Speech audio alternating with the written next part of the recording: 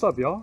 Today we are practicing for the Medusa Death Race, hosted in West Lafayette, Indiana, sponsored by the Purdue Longboard Club. We're at a new spot here in Cincinnati, Ohio. Brand new path, newly constructed, absolutely covered in leaves. Should have brought a broom. And today's exciting because we are trying out the Bear Smokies. Viewers with a careful eye and a good memory will know that I've been skating the Don't Trip downhill Seibin, like downhill race trucks, which have treated me okay over the last year. I've had a hard time getting those trucks set up properly. They were a little obtuse and continue to be. The default factory setup, while it seems to feel good out of the box, really doesn't perform well. And so after a lot of tinkering and a lot of time, I've begun to be pretty satisfied with the 53-degree front, 23-degree rear, with all the white Venom 95A urethane in the back and the pink 73A bushings up front with a spherical bearing insert or a 93A green insert. I do plan on making a review for those trucks sometime in the near future. I have plenty of experience riding them at this point and tuning them. But before that, I think I need a little experience on more trucks. These are not mine, by the way. These are on loan from my buddy Kyle. He's been really having a hard time getting used to these trucks. They're really not working for him. I don't know if it's a style problem or an equipment problem, technique, whatever. He wasn't too sad to see them go. I'm hoping I like them today. Something I immediately noticed after setting these up is that, yeah, the front steers a whole lot more in the back. And yeah, I mean, like compared to my Don't Trips. And that makes for a setup that's really good at slalom style pumping. All right, I think we're gonna probably low side on the toe side hairbin. What do you think? On all those leads? All right, run number one on the Bear Smokies. Haven't skated these on this setup aside from just a little pumping and carving, so. Here we go, let's see how they slide.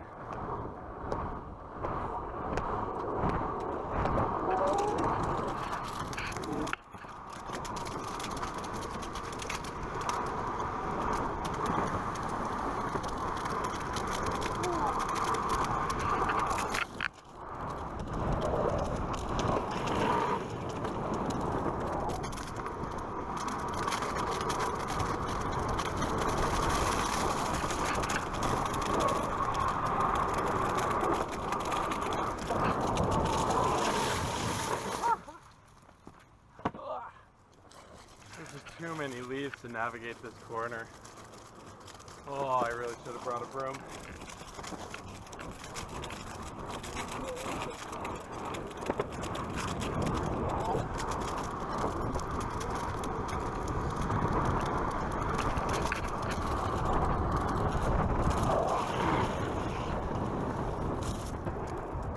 Not bad for first run of the day without a warm-up or stretching. I should know better than to do that at this point. But tricks are feeling pretty good. Not really lacking any agility. I slid fine, got a little bit of, tiny little bit of honking out of the setup, a little bit of chatter. Not entirely sure where that's coming from. I'll have to pay a little more attention next time, see if it's coming from the back truck or the front truck. The slide felt good, grip felt good. Last time I was here, the exact setup I was using was my Don't Trip downhill Seibin. With the adjustable base plates, I had the front set to 53 degrees and the rear set to 23 degrees. In the front truck, I had double pink Venom HPF 73A bushings with a spherical bearing in the insert instead of a urethane insert bushing. And then in the rear truck, I had it set up at 23 degrees with Venom 95A HPF board side and roadside with a insert bushing of the same durometer and formula. Hello. That setup, while being higher degree and frankly on paper seeming like it should be the more reactive, responsive setup, really wasn't too different than this. In fact, my slides on that setup were a little smoother than what I noticed on this first run. But that's subject to change as I get used to the trucks, learn where to put my weight, how to properly load them up before the corner, realizing I should have stopped to maybe sweep off that right-hander. I have these trucks fully flush mounted here into the Moonshine Spirits flush mounts. So they are sitting a little low, not fully top mounted, not using any risers, front nor back. The ride height's pretty similar between the front and the back. It looks identical from just laying the trucks down on the table. Sounds like a lot of people like to use a riser in their back truck on the Smokies. I will be experimenting with that, partially because I do like getting the back truck a little closer in.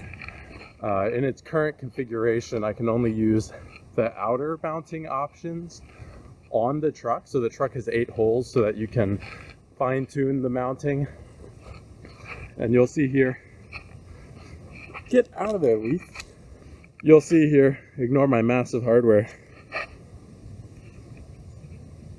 If I were to use a riser and get the truck lifted up out of the flush mount, I could push it forward so that it hangs over the deck slightly and has a slightly shorter wheelbase. Like, it looks to be like 1/4 inch to a 1/2 inch longer or shorter if I were to do that.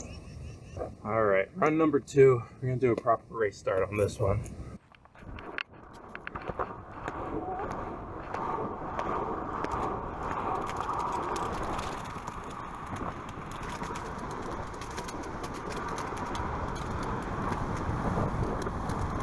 I like the trunk clean, that feels good.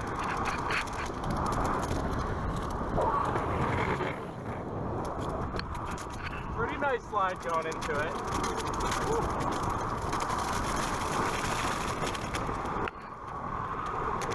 Alright, let's see what we can do. Ah! Oh, those leaves are slippery. Alright, get some speed up. I managed that better than I thought I would, admittedly.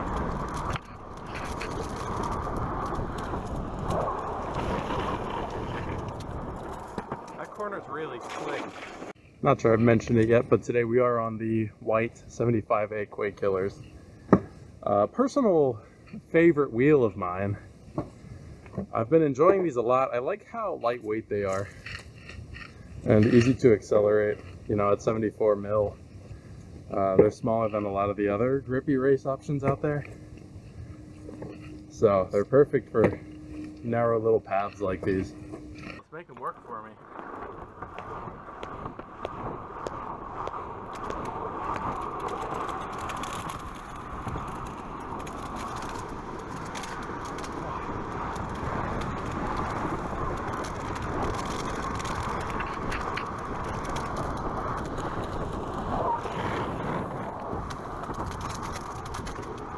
That was a good line. Let's see how I maneuver these leads this time.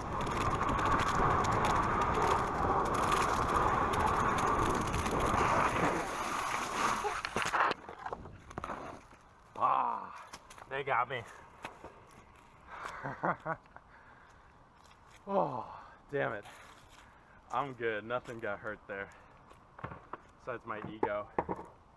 Alright, we've got a run to finish. Not over yet.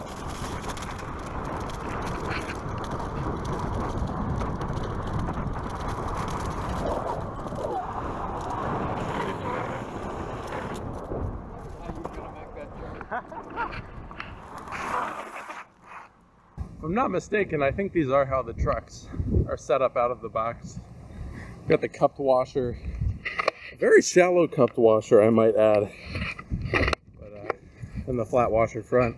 I feel like I've seen photos of a smaller front washer, so it's actually got a smaller radius than the bushing itself, which would be a little more open and a little more freeing. I don't think it needs it.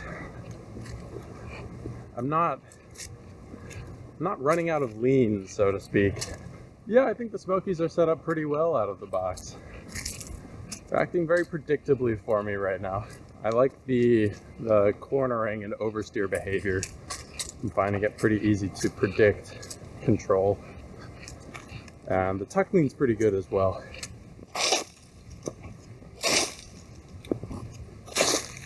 I've been thinking a lot about race wheel design lately. There's so many shapes out there, different philosophy. You know, I try really hard to figure out what is it that companies are trying to do? What are they restrained by? Of course, money. Restrained by materials. They're restrained by the marketing. You know, what will riders be willing to try? What will they be willing to pay money for, to experiment with? You know, I think the Cheetah release was really underwhelming for a lot of people. I just think, you know, they released a $90 wheel. At the time it was the most expensive race wheel you could buy, and riders were really hesitant to spend that much on a wheel, and the design made it look like it wouldn't last long either. You know, the narrow urethane tread, that gray 76A urethane. Hello, we're coming down in a minute. You know, I also can't help but think about the conditions that these wheels are tested under. You know, the rider style, the setup. I mean, for example, we've got Quay, you know, Tiago Lace's brainchild, and they're pretty small compared to a lot of the other big wheels on the market, and they're very soft, and the lip isn't super well supported, again, compared to other options. I've been really trying to think about why is that? What in Tiago Lace's design process added up, like what variables came together to make them decide that this shape is the ideal shape, it's optimal for the product that they're trying to produce? Why this urethane? Why this lip design? I think a lot of it comes down to the board that he rides. It sounds funny, but like, you know, Tiago Lace has been racing for a long time, you know, 2017 world champion. It's not too long ago, but it was before the era of these slalom downhill boards. These setups really meant to maximize pressure on the lips of the wheels. And even to this day, he tends to ride a wheelbase around, you know, I'd wager like 25 inches. Based on the videos I see, and maybe trucks like 155 millimeters, and it rides low too. You can tell either the trucks are low or he's sitting deep in the flush mounts, and that board likes to drift. But so we've got a wide board, a long wheelbase, it's low to the ground. These factors add together to not give you a ton of pressure on the outer lips of the wheels, and so in that process he ends up designing a wheel with a lip that compresses very, very easily. Let's see if I can get this on camera. Really easily. And I just don't think that design works as well with these slalom race setups.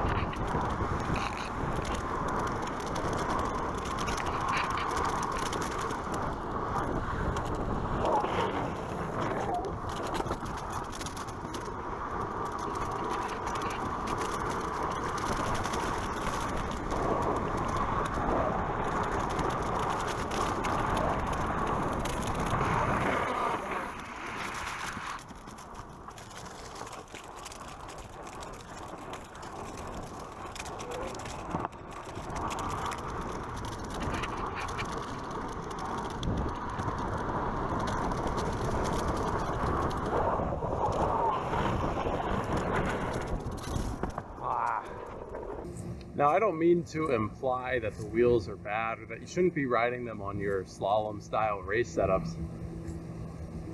It's just that they're designed for a different time. They're designed for a different riding style, different type of board. And, you know, it's why you don't see them on any podiums anymore. I'm sure there's a number of reasons, but it's also probably why we've seen riders like Dane Hanna step away from the company, step away from that sponsorship to go ride Magnums. You know, a big wheel with a well-supported lip. You know, it's 74A, it's soft, but those lips are big, blocky, and square. And he's riding the narrowest pro model in the game. He's got the 8¼ inch, so I think they advertise 8.3, but I think it's because they rounded up because they thought the PR of it being 8.25 was just a little bad, so 8.3 feels a little bigger. It's all right. We all round up to make ourselves feel a little better. Yeah, I love the wheels. I love their agility. I love their size. Love how soft they are. They seem to respond well on a lot of different surfaces. So they are my go-to downhill wheel if I really want a lot of grip, but maybe I'm unsure of the conditions. I find them pretty predictable. So I talk kind of quickly and abstractly about how these setups, these slalom style setups, narrow trucks, narrow boards, small wheelbase, are designed to put a lot of pressure onto the lips of the wheels. And when you're quartering, it's really the outer lips of the wheels. Now that has some interesting repercussions. A lot of riders find that flipping certain wheels gives them more grip. It gives them a performance they prefer. And other riders don't. And that's a function of this pressure. So the inner lip of a wheel is usually a little more rigid. I don't know why. Never designed a wheel myself, but this rigid inner lip of the wheel on the right setup seems to apply better pressure, seems to get more grip down. And I think it comes back to this function of, you know, the smaller your board, smaller your trucks, the higher your ride height, the better pressure you're going to get onto the outside lip of your wheel. If the outside lip of your wheel has too much compression, then it's going to begin to affect the contact patch of the wheel. If it's really loaded up onto the outer lip, it's compressing a lot, then you are going to remove pressure from the inner lip of the wheel to the point where, frankly, it nearly lifts. And then you're kind of wasting contact patch. And so having a more rigid outer lip on the right setup is going to keep the contact patch better spread. And this really, really explains the fact why my cheetahs did not work on my Madrid Nessie. My 8-ply maple board, real flexible deck with the deep flush mount on my 165mm Paris Savants. You know, wide board, low board, flexi board with trucks with just, you know, outdated geometry. It couldn't effectively apply the pressure into the lips of the wheels. And those are the most rigid lips on the market.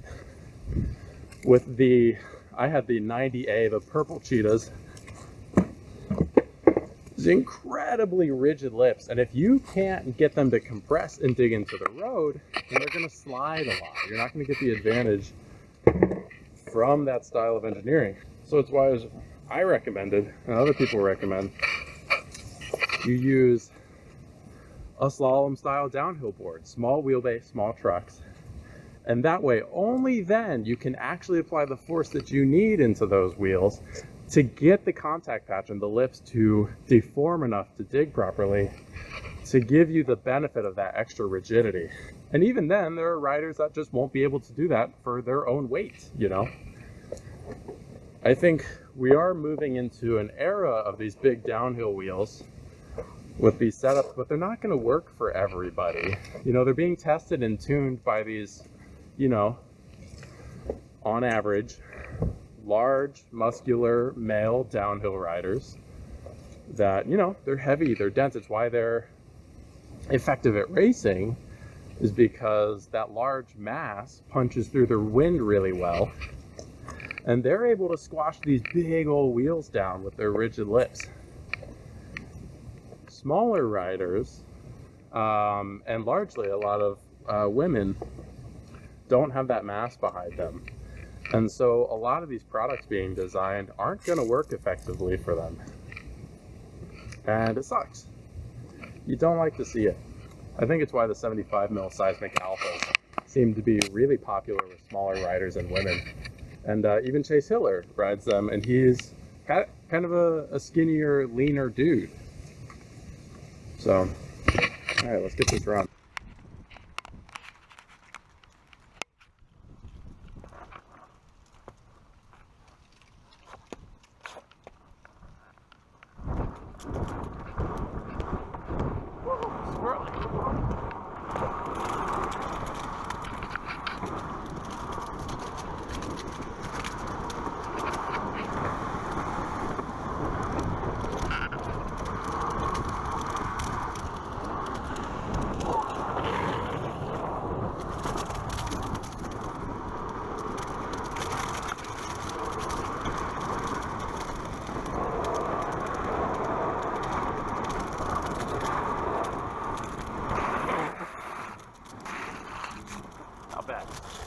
If the leaves were gone, we could really try to grip that harder. But if you go too wide, it's a death trap on that corner, as it currently stands. Oh, I'm gonna get this one fucking right this time. Ah, damn it. I got too far on my front foot and caused some understeer. And so when I got close to the apex and had to lift my club, you know, that understeer really got me. And low-sided. But it's cool. We got hip pads on under these jeans, so we didn't feel a thing. It was a fun run though. Felt good. First corner was one of the best yet. I still think I'm sliding a little more than I did on the don't trip version of this setup. Yeah, the point I was making at the top of the hill is that a lot of female riders and lighter weight riders seem to really be gravitating towards the seismic alpha wheels instead of the magnums. And it comes down to this ability to compress the contact patch effectively. So back to my point I was making at the top of the hill is that it seems like a lot of female riders and lighter weight riders, I should just say lighter weight riders, excuse me, seem to be gravitating towards the seismic alphas because they do have a narrower contact patch. I think it's similar to the Koi Killers around 64 mil. And you know, the smaller size, 75 millimeters. They're just able to effectively use that wheel, get it acting predictably as it was designed. And even Chase Hiller, he's more of a slender guy, not a huge lad, used that as the foundation for his pro model race wheel in a soft urethane, that 74A, without modifying the contact patch or any of the shape of the wheel too much at all. It's very interesting. You know, we hear a lot of these disputes on blogs, Reddit, Facebook, just on the hill when we're talking. A lot of people have different ideas of what's the best race wheel, what grips the best. Am I getting a call right now? Hey, Susie. Some time has passed since I last filmed that. My GoPro died shortly thereafter, so the filming was done. Yeah, I didn't have too much more to say after my alpha ramble. It's just a lot of thoughts I've been having and meaning to put out there, but didn't really know how I would do it. If you enjoy that kind of style of video, the come session with me kind of video, let me know. Come holla. I spit out a lot of ideas, freestyled a lot of stuff, so even watching it back in editing, I noticed some things that aren't exactly correct, but weren't worth it to pull out of there, because the conversation alone that it's going to spark is important. Yeah, I don't know. I had a lot of fun. The Bear Smokies are good ass trucks. They're really, really fun, really playful, and some riders are gonna hate them. Not because they're fun and playful, but they're not incredibly reassuring. They really put a lot of the stability into your own hands. They are naturally stable trucks, but they are pretty prone to twitch movement, which works really, really well with my riding style, fortunately. So love those trucks. I'd be very happy to skate them all the time. We'll see. We'll see if I end up owning a set. Wouldn't be until I move the downhill Simons to another happy home. But hope you all enjoyed the video. Yeah, they're pretty easy and fun and relaxed to make, and I think I can make a lot of content like this. So drop a like, subscribe, share this with your friends, share this channel with people in your local downhill community who need some more educational resources, or at least just somebody to listen to that wants to nerd out about longboard gear. Because I get it, it's not everyone. I just want to have somebody tell me all this stuff sometimes. But I appreciate you so very much. Have a good night.